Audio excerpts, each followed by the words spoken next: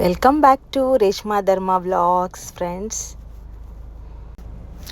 Hello friends, ನಾವಿವತ್ತು ಒಂದು ಉಪ್ಪಿನಲ್ಲಿ ಹಾಕಿರುವಂಥ ಹಲಸಿನ ಹಣ್ಣಿನ ಸೊಳ್ಳೆ, ನಮ್ಮ ಭಾಷೆಯಲ್ಲಿ ಹೇಳೋದಿದ್ರೆ ಉಪ್ಪಡಚ್ಚಲು ಸುಕ್ಕ ಮಾಡೋದು ಹೇಗೆ ಅಂತ ನೋಡುವ. ತುಂಬ ವರ್ಷ ಆದಮೇಲೆ ನಾನೊಂದು ಈ ರೆಸಿಪಿ ಮಾಡ್ತಾಯಿದ್ದೇನೆ, ಪ್ಲಸ್ ತಿಂತಾ ಇದ್ದೇನೆ. ಮೊದಲೆಲ್ಲ ನಾವು ಚಿಕ್ಕವರಿರುವಾಗ ನಮ್ಮ ಅಜ್ಜಿ ಒಂದು 4-5 ದೊಡ್ಡ ದೊಡ್ಡ ಹಲಸಿನಕಾಯಿನ ಈ ಥರ ಉಪ್ಪಲ್ಲಿ ಹಾಕಿಟ್ಟು ಸ್ಟೋರ್ ಮಾಡ್ತಾಯಿದ್ರು ನೋಡಿ. ಯಾವುದೇ ಥರ ಪ್ರಿಸರ್ವೇಟಿವ್ ಹಾಕದೆ ಸ್ಟೋರ್ ಮಾಡುವಂಥದ್ದಿದು. ಸೊ ಯಾವುದೇ ಕೆಮಿಕಲ್ಸ್ ಯೂಸ್ ಇಲ್ಲ.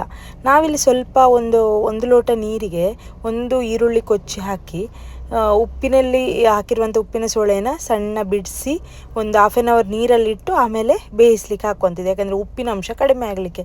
ಇದಕ್ಕೆ ಉಪ್ಪು ಬಿಟ್ಟರೆ ಯಾವುದೇ ರೀತಿ ಪ್ರಿಸರ್ವೇಟಿವ್ ನಾವು ಹಾಕೋದಿಲ್ಲ. ನಮ್ಮ ಊರಲ್ಲಿ ಇದು ತುಂಬ ಫೇಮಸ್ ರೆಸಿಪಿ, ಆಲ್ಮೋಸ್ಟ್ ನಮ್ಮ ಊರಿನ ಎಲ್ಲರಿಗೂ ಗೊತ್ತಿರುತ್ತೆ. ಆ್ಯಂಡ್ ಇದರ ಸುಕ್ಕ ತಿಂದವರು ಯಾರೂ ಕೂಡ ಈ ರುಚಿ ಮರೆಯಲ್ಲ ಮತ್ತು ಇಷ್ಟ ಆಗಲ್ಲ ಅನ್ನೋರು ಇರಲ್ಲ. ಇದಕ್ಕೆ ನಾವೊಂದು 6 ಬ್ಯಾಡಗಿ ಮೆಣಸಿನ್ಕಾಯಿ, ಒಂದು 4 ಕಾಳು ಮೆಂತೆ, ಅರ್ಧ ಟೀ ಸ್ಪೂನ್ ಜೀರಿಗೆ, 1.5 ಟೀ ಸ್ಪೂನು ಧನಿಯಾ, ಒಂದು ಹುಣಸೆ ಬೀಜದಷ್ಟು ಹುಣಸೆ ಹಣ್ಣು, ಈರುಳ್ಳಿ, ಬೆಳ್ಳುಳ್ಳಿ, ಅರಶಿನ ಹಾಕಿ ಫಸ್ಟ್ ಪೌಡ್ರ್ ಮಾಡ್ಕೋಬೇಕು. ಆಮೇಲೆ ಕಾಯಿ ಹಾಕಿ ರುಬ್ಬುವುದು ತರಿಯಾಗಿ ರುಬ್ಬಬೇಕು. ಸೊ ಅದನ್ನು ಬೆಂದಿರುವಂತಹ ಉಪ್ಪಡ ಪಚ್ಚಿಲ ಅಥವಾ ಇಂಥ ಹಲಸಿನ ಹಣ್ಣಿನ ಸೋಳೆಗೆ ಹಾಕಿ ಮಿಕ್ಸ್ ಮಾಡೋದು. ಅದು ಸ್ವಲ್ಪ ಬೇಯಲಿ. ಅಷ್ಟೊತ್ತಿಗೆ ನಮ್ಮಮ್ಮ ಅರಶಿನ ಗಿಡ ಮಾಡ್ತಾ ಇದ್ದಾರೆ. ಅರಶಿನ ಗಿಡ ಹಾಕಿಟ್ಟಿದ್ದಾರೆ ಒಂದು ಡಬ್ಬದಲ್ಲಿ. ನಾವು ಡೈರೆಕ್ಟ್ ಭೂಮಿಗೆ ಹಾಕಿದರೆ ಹೆಗ್ಗಣ ಎಲ್ಲ ತಿಂದು ಹಾಳು ಮಾಡುತ್ತೆ. ಒಂದು ಸ್ವಲ್ಪ ಇದು ಅಳಸಂಡೆ ಬಳ್ಳಿ ಹಾಕಿದ್ದಾರೆ ನೋಡಿ.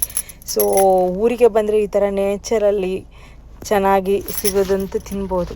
ಅಷ್ಟರಲ್ಲಿ ನಮ್ಮ ಮಸಾಲೆ ಎಲ್ಲ ಬೆಂದಿದೆ. ಈಗ ಒಂದು ಒಗ್ಗರಣೆಗೆ ಬೆಳ್ಳುಳ್ಳಿ ಜಜ್ಜಿ ತೆಂಗಿನೆಣ್ಣೆಯಲ್ಲಿ ಬಿಸಿ ಮಾಡಿ, ಸ್ವಲ್ಪ ಕರಿಬೇವು ಸೊಪ್ಪು, ಉದ್ದಿನ ಕಾಳು ಒಂದು ಸ್ವಲ್ಪ, ಮತ್ತು ಸಾಸಿವೆ ಹಾಕಿ ಚಿಡಪಡ ಅನ್ನುವಾಗ ಒಂದು ಬ್ಯಾಡಗೆ ಮೆಣಸಿನ್ಕಾಯಿ ಹಾಕಿ ನಾವು ಒಗ್ಗರಣೆ ಕೊಟ್ಟರೆ ಹಲಸಿನ ಹಣ್ಣಿನ ಸೋಳೆ ಅಥವಾ ಉಪ್ಪಡು ಪಚ್ಚಲ್ ಸುಕ್ಕ ರೆಡಿ. ಮಳೆಗಾಲಕ್ಕೆ ಬಿಸಿ ಬಿಸಿ ಸುಕ್ಕ ಹಾಗೆ ತಿನ್ನಲಿಕ್ಕೆ ಸಹ ತುಂಬ ಚೆನ್ನಾಗಿರ್ತದೆ. ಟ್ರೈ ಮಾಡಿ.